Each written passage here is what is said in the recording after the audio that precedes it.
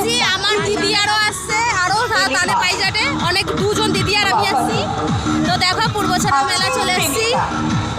এই যে পূর্বচড়ার এবছর থিম জাস্ট অসাধারণ হয়েছে, শুধু প্রাকৃতিক দুর্যোগ সব। গাইস কি অবস্থা দেখো এখানটায় ঝড়ে।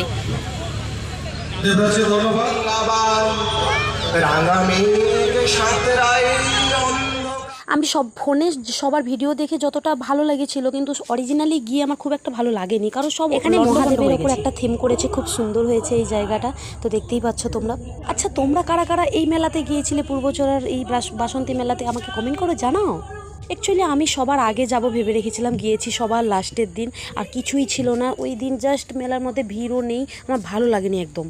আর গেটের সামনে যে ঢোকার সামনের পথটায় কত লাইট ছিল আমি ফোনে দেখেছি, কিন্তু আমি যখন যাই সব লাইট মনে হয় ঝড়ে ভেঙে গেছে, তাই কিচ্ছু ছিল না, তাই আমার মনটা খুব খারাপ।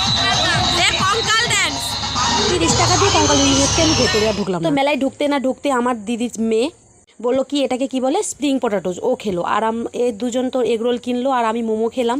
তো মোমো দোকানিটা আমাকে ফ্ল্যাট করছিল, রাগ উঠছিল ওকে দেখে। তারপর আমার দিদি চটপটি কিনলো, চটপটি খেয়ে তারপরে আবার মেলার ভেতরে ঢুকলাম। গাইস মেলা দেখতে এসে পা ব্যথা করছে, এই যে দেখো বসে আছি স্টেজে।